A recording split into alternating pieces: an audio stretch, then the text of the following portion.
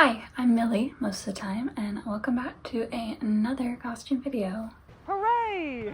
Today I'm going to be covering the requested Hobbit robe that I made last year as a contract project, which was a direct recreation of Bilbo Baggins' dressing robe from the first Hobbit film. I made this for a client who is a huge fan of the films and had been wanting to make this project for, I think he said 10 years. Meaning he already had bought all of the fabric and all of the notions, and he really just needed somebody to make it, which is where I come in. My client dropped off his fabric, I got some measurements, and then I began the start of my 4-month-long project. But I think you can do it in 3 because I left the country for a month and TSA does not like sewing machines. So that was some extra time, but that's enough yapping from me. Let's get started.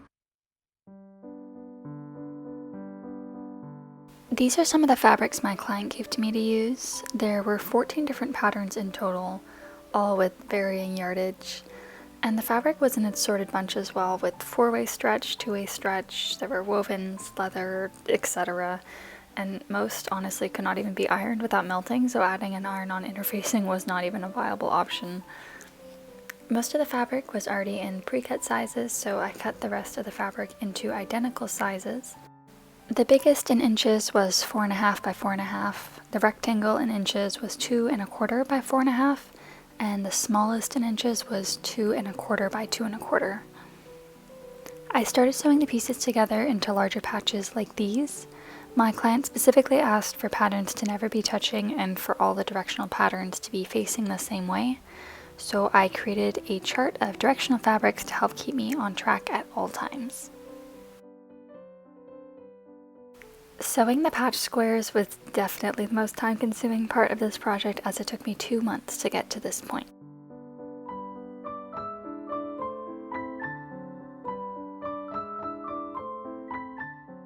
And now it was finally time for me to start working on the next step.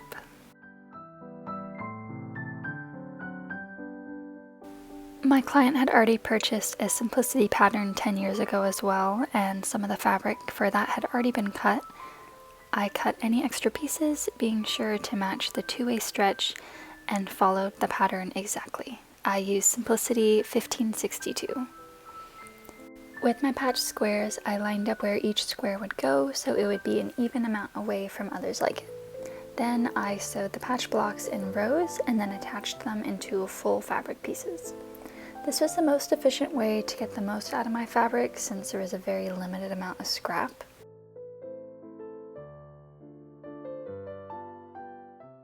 And speaking of a limited amount of scrap, I ran into a serious problem when assembling the fabric for one of the front panels and the sleeve.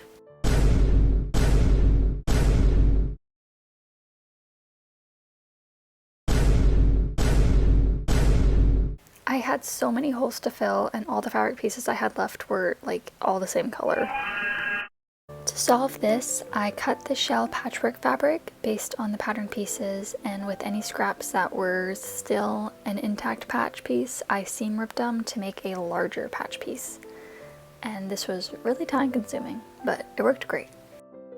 And with all that puzzle piecing together, I finally had enough patchwork fabric to start constructing the garment. Next, I was on to the pockets. My client had made 2 pockets when he had first started this project and asked me if I could rework them so we could use the pieces that he had made. One of the pockets needed to be a little bit shallower, so I seam ripped the velvet and the edge seams off to rework the pocket. I added the gold and white piping that was the closest we could find to the films. After some adjustment, I sewed them onto the garment, matching a new color of thread for each patchwork piece. The sleeves were on, the pockets were stitched, and the shell was fully assembled. While the robe was definitely not in my size, I just needed to try it to make sure it was hitting the correct length. While looking like a real wizard, I sewed the lining together and attached it to the shell with the same gold piping along the opening of the robe, the lapel, and the sleeve cuffs. The piping was very stiff, so I had to make it a little bit more flexible, so I notched it at every ½ inch along the collar and the front to just give it a little bit more wiggle. I gave the robe a try after making a belt out of the velvet lining fabric and threading it through the loops, also made with the same lining. I noticed the velvet was starting to hang due to the weight, so I ran an invisible hand stitch all throughout the bottom hem to tack the velvet. And that's all. I was finally complete with the robe and returned the project to my client. Well, even with my limited footage, I hope that this video was somewhat educational or somewhat helpful to you. If you are thinking about conquering the Bilbo Baggins dressing robe, I would recommend it. It's a pretty cool thing to say you've done. It was a lot of work, but it was so much fun. And it was just really, really a great project, and it was just so nice to see my client so happy with it at the end. I really wish I'd recorded more of this project. I did not go into it thinking I was going to make a video of it. I didn't even think I was going to start a YouTube channel when I made that last year. So now I've learned my lesson. Next, I'm hoping to cover my Edward Scissorhands cosplay that I made last year. So if life doesn't get in the way, hopefully we'll be seeing that soon. Thank you so much for watching and tuning into this video. I hope that you have an amazing rest of your day, and hopefully I will see you in the next video. Alright, bye!